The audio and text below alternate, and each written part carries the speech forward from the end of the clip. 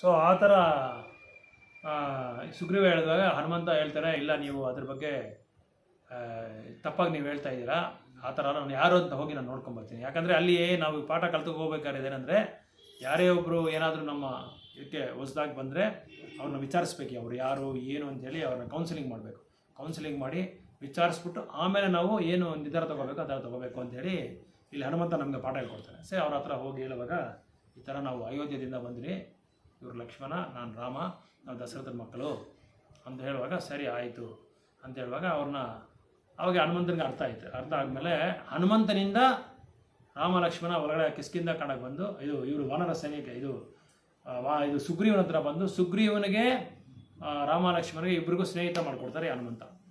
So Hanumantha ಅವರಿಬ್ಬರಿಗೂ ಸ್ನೇಹಿತ ಮಾಡಿಕೊಟ್ಟು ವಾಲಿ ಬಗ್ಗೆ ಇವರು ರಾಮಚಂದ್ರ ಮೂರ್ತಿ ಹೇಳ್ತಾರೆ, ರಾಮಚಂದ್ರ ಇದು ಸಮಸ್ಯೆ ಬಗ್ಗೆ ಇವರು ಸುಗ್ರೀವನಿಗೆ ಹೇಳಿ ಇಬ್ಬರು ಚರ್ಚೆ ಮಾಡಿಕೊಂಡು, ನಾನು ನಿನಗೆ ಸಹಾಯ ಮಾಡ್ತೀನಿ, ನೀನು ನನಗೆ ಸಹಾಯ ಮಾಡು ಅಂತ ಹೇಳ್ತಾರೆ. ಆವಾಗ ರಾಮಚಂದ್ರ ಮೂರ್ತಿ ವಾಲಿನ ಸಾಯಿಸೋಕ್ಕೆ ಪ್ರಯತ್ನ ಪಡ್ತಾರೆ.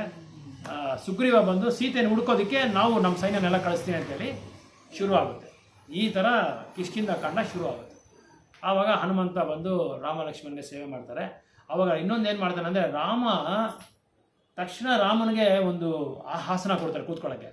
ಸುಗ್ರೀವ ತುಂಬ ಅಜ್ಞಾನಿ, ಲಕ್ಷ್ಮಣಿಗೆ ಇದಾಕಲ್ಲ, ಹಾಸನ ಹಾಕಲ್ಲ ಕೂತ್ಕೊಳ್ಳೋಕ್ಕೆ. ಆವಾಗ ತಕ್ಷಣ ಹನುಮಂತ ಏನು ಮಾಡ್ತಾನೆ, ಒಂದು ದೊಡ್ಡ ಮರ ಇರುತ್ತೆ, ಆ ಮರನೇ ಒಂದು ಚೇರ್ ಥರ ಮಾಡಿಬಿಟ್ಟು ಲಕ್ಷ್ಮಣಗೆ ತಕ್ಷಣ ಕೊಟ್ಬಿಡ್ತಾರೆ. ಇದರಲ್ಲಿ ಏನು ಅರ್ಥ ಮಾಡ್ಕೊಬೇಕಂದ್ರೆ, ಅಜ್ಞಾನವಂತರು ಏನು ಮಾಡ್ತಾರೆ, ಭಗವಂತನ ಸೀದಾ ಭಕ್ತಿ ಸೇವೆ ಮಾಡೋದಕ್ಕೆ ನೋಡ್ತಾರೆ.